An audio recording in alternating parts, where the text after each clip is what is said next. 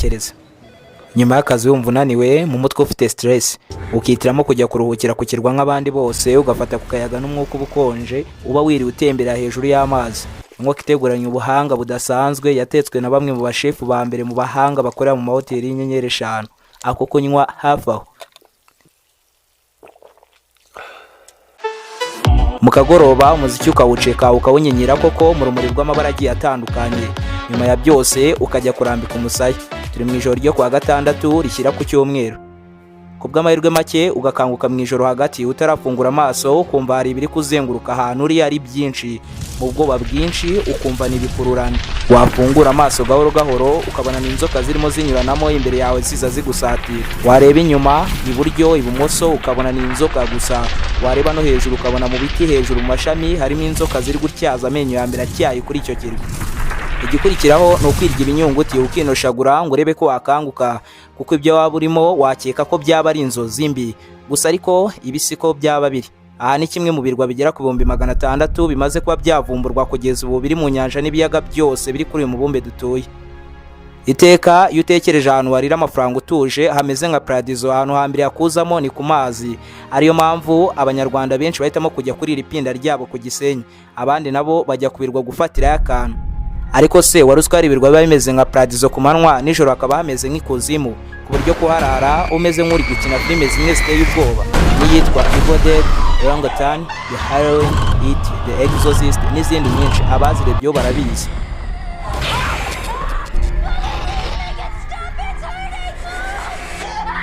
Ibyo nkubwira ni ibyanyabyo, kuko hari abajya mu butembere ku birwa badafite amakuru na make bazi bumvishe bakavuga nk'ibihuha, bagerayo ntibagaruke. Abagira Imana bakagaruka rero baza bafite ihungabana ryo ku rwego rwo hejuru, ku buryo atatinyuka kongera gukora ikosa ryo gusubira ku kirwa na kimwe ku isi hose. Ubundi ni ibiki bibera kuri ibi birwa? Ni ibirwa bingahe ushobora kujyaho uyu munsi ntugaruke? Ni ibiki bihaba bishobora gutuma uhageze wese ashyirwa ku rutonde rw'ababuriwe irengero? Muri iki kiganiro rero naguteguriye bimwe mu birwa bya mbere ukwiye kwirinda. Niba ukunda ubuzima bwawe rero ibirwa byose rubone muri iki kiganiro, ntuzigera ujya kuri kimwe muri byo ngo ugiye kurya amafaranga. Mu gusobanukirwa ibyo byose rero, nimba ari ubwa mbere ugeze kuri umuyoboro mugari w'ibyegeranyo mu Rwanda, icyo usabwa ni ugukanda subscribe ugafungura inzogera kugira ngo ukomeze gutungurwa no gusobanukirwa na byinshi cyane bimeze nk'ibicanganye kuri iyi si nzima dutuye. Ndi Aime Christian. Ikaze. Cannick Island, ikirwa cyo muri Australia.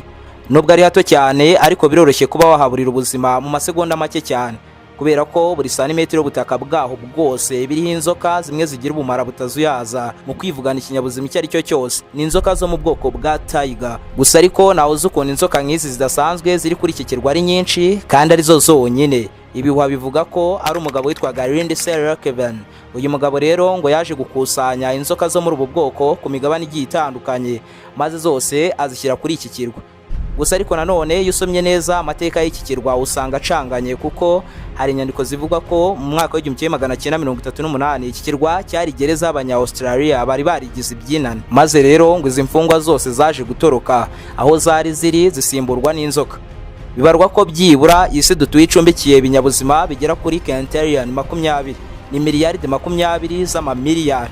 Mbega ni 20 billion of billions nimba ari ababyumva yiboroye gutyo. Ibi binyabuzima byose rero biri mu moko agera kuri 8,700,000. Kugeza ubu rero ubushakashatsi bugaragaza yuko inyamaswa zibarirwa mu moko agera kuri 18 gusa arizo zidashobora kugira izindi nyamaswa zazihiga izo arizo zose. Ariho dusanga intare, abantu ndetse n'izi nzoka zo mu bwoko bwa tiger. Ni inyamaswa zibarirwa ku gasongero ku cyitwa food chain. Ubyumve neza ko n'izi nzoka zo mu bwoko bwa tiger zitagira inyamaswa izihiga. Ibyo byonyine rero bizemera kuba zabaho imyaka igera kuri 15. Ngiyi impamvu rero ari ngombwa kwirinda kuba warumwa n'iyi nzoka, kuko byibura 40 kugera kuri 60% kw'abarumwe nayo barapfa, naho 42% kwabo bapfa nyuma y'amasaha 7 bakimara kurumwa nazo.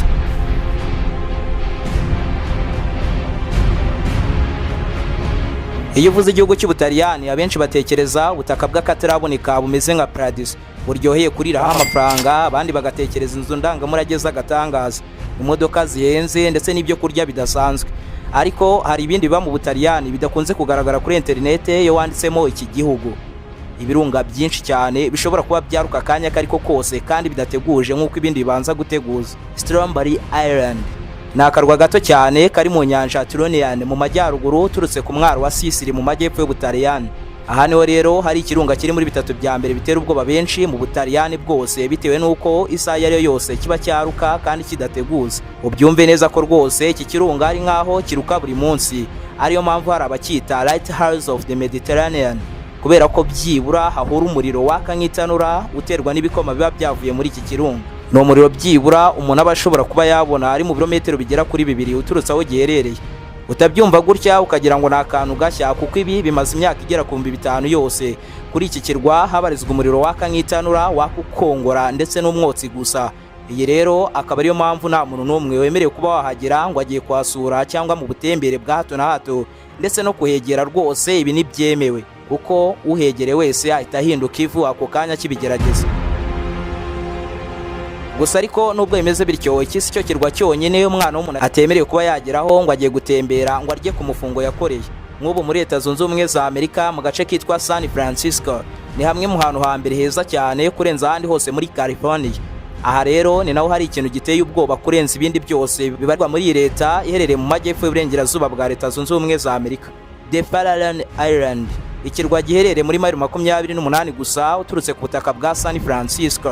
Ibaze nawe rero ahantu abenshi bita mu menyo ya Sekibi, ahanini bitewe n'ibibuye bihari bifite ishusho imeze nk'imikaka y'inyamaswa y'inkazi. Ibi bitare byose ubona biracyaye cyane ku buryo kuhapfira byoroshye cyane. Ubyumve neza ko na ya mafi manini yitwa shark iyo ahegereye akikuba kuri ibi bitare, icyo tubona ni amaraso hejuru y'amazi. Nta fi n'imwe ijya ibigerageza ngo ihave ari nzima. Hari n'abajya bifata rwose ngo bagiye kuhakorera ubushakashatsi bagapfa bataranahagera bariwe n'amafi ya shark. Aho iki kirwa giherereye kandi ni naho hari ikimoteri cya mbere kinini Amerika ijugunyamo imyanda ikomoka ku ngufu kirimbuzi. Bibarwa ko byibura rero kugeza ubu habarirwa ingunguru za radioactive cyangwa se ibikomoka ku ngufu kirimbuzi zirenga 50,000, zose zashyizwe mu myaka yo mu 1900 nyuma y'uko bari bamaze kugerageza ibisasu kirimbuzi. Mu mwaka wa muri 2012 amato yaruhamye hafi y'iki kirwa kubera kunyura hafi yacyo, gusa bivuze yuko nacyo ucyegereye ahita apfa ako kanya.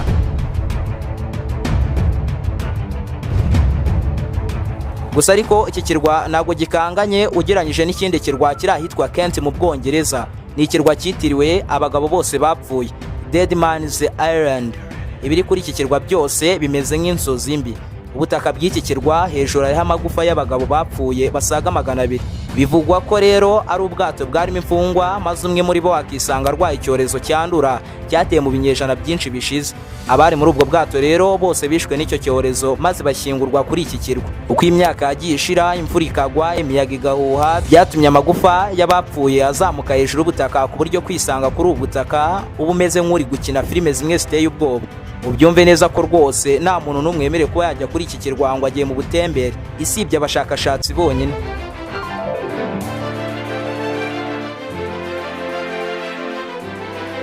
Hari ahitwa Enwetaktar, ni ibirwa bigera kuri 40 bigiye bifatanye ariko bikoze ishusho y'ikiziga. Ni ibirwa biherereye mu nyanja ya Pacific, bikaba byaragenzurwaga n'Abayapani kugera mu 1944 ubwo hafatwaga n'ingabo z'Abanyamerika. Aha niho rero Leta Zunze Ubumwe za Amerika zageragereje intwaro kirimbuzi zirenga 40. Bivuze ko rero ibi birwa bibitse ibisigazwa by'ibisasu kirimbuzi, bikaba byaratumye abaturage barenga 700 bose bahunga iki kirwa kiri ku buso bwa kilometero kare 6.4. Aho wahatemberera nta kibazo, ariko ntuhatinde kuko kuhatinda bikongerera amahirwe make yo gukomeza kubaho.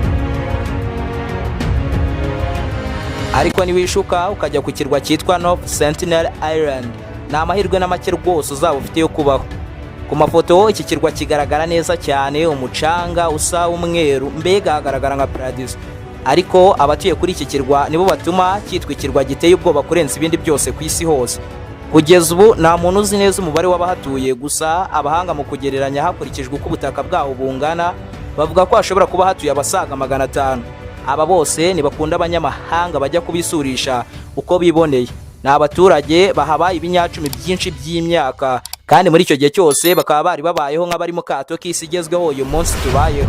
Nta telefone, nta televiziyo, nta kinyabiziga, nta myenda, kuko bambara impu z'inyamaswa bica bakanazirya.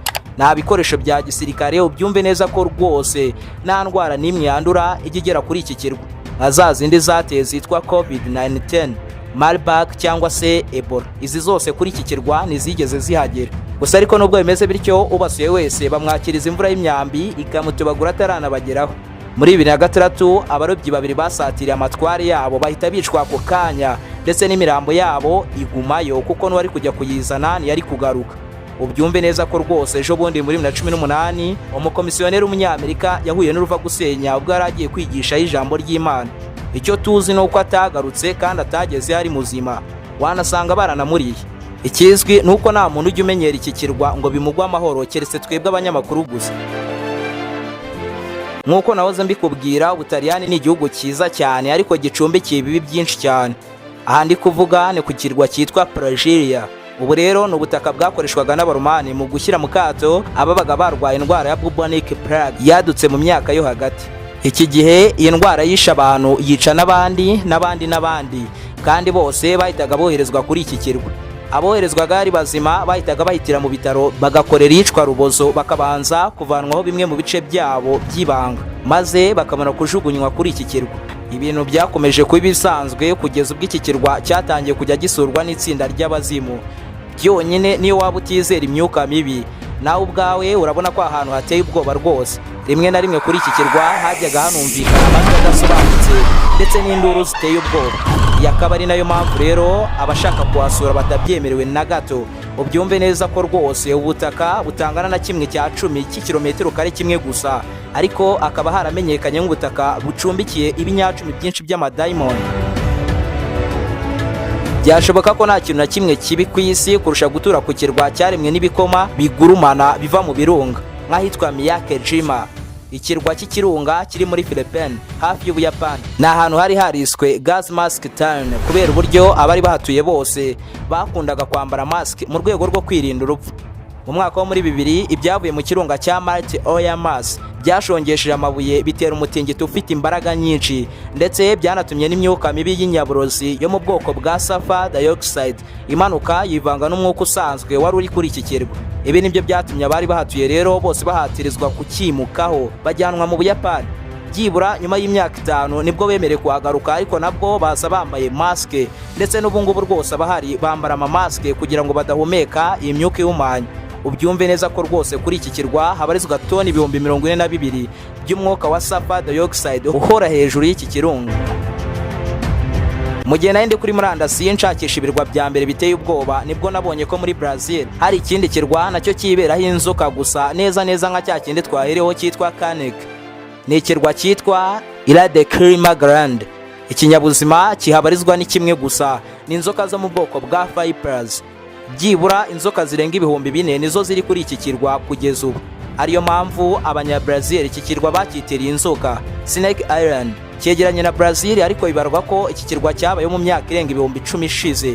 Muri icyo gihe cyose hiberaga inzoka gusa z'inyabumara budasanzwe, ku buryo iyo kurumye igihe kinini wabaho ni isaha imwe gusa ubundi ugahita upfa, kubera ko ubu burozi ntibuvurwa. Kugeza ubu nawemerewe kuhakandagiza ikirenge cye. Ubyumve neza ko leta ya Brazil yahise ishyira abasirikare muri aya mazi mu kwirinda ubutembere bwa hato na hato kuri iki kirwa. Muri Island, ikirwa giherereye muri Burma, kikaba kiberaho ingona ziteye ubwoba. Hamenyekanye cyane ubwo izi ngona zakuriraga abasirikare b'Abayapani kakahava. Hari mu ntambara ya kabiri y'isi yose ubwo arimo yigana ku musozo. Abasirikare b'Abayapani bari bamerewe nabi n'ibisasu by'Abongereza ndetse n'amasasu adahusha. Bahisemo rero guhunga urugamba aho kugira ngo bamanike amaboko basubira inyuma, ariko bagombaga kwambuka umugezi witwa Mangrove wari urimo izi ngona kugira ngo bave mu menyo y'Abongereza. Abafashe umwanzuro bose wo guca muri aya mazi, ingona zabahekenya ari bazima. Tugendeye kuri Guinness World Record, uko niko guterwa n'ingona ndetse no kuribwa n'ingona gukanganye kwigeze kubaho mu mateka y'isi nzima dutuye. Abasirikare barenga 1000 binjiye muri uyu mugezi, hasohotsemo 300 gusa, ndetse nabo ntibabashije kugenda kilometero batarapfa. Hari n'ikindi kirwa nacyo cyamenyekanye cyane cyo muri Philippines, gifite ishusho neza isa nk'iy'ingona. Ni ikirwa gicumbikiye ingona zihorana inzara ku buryo zishwanyaguza buri kinyabuzima cyose gikandagiye kuri iki kirwa. Gusa ariko nubwo bimeze bityo, ubu hari abantu bazajya gutembera kuri ibirwa buri muri iki kiganiro bazi ngo ibyo twababwiye ni ibihuha. nta kazi kabo, ubwo nibavayo bazatubwira. Nako imiryango yabo tuzabibona yabipostinze. Ibiganiro nk'ibi ushobora kubikurikirana mu mashusho magufi cyane unyuze ku rubuga rwa TikTok ni Aime Christian 01. Kandi nimba ari ubwa mbere rugeze kuri umuyoboro mugari w'ibyegeranyo mu Rwanda, icyo usabwa ni ugukanda subscribe ugafungura inzogera kugira ngo ukomeze gutungurwa no gusobanukirwa na byinshi cyane bimeze nk'ibicanganye kuri iyi si nzima dutuye. Ndi Aime Christian. Naho ubutaha.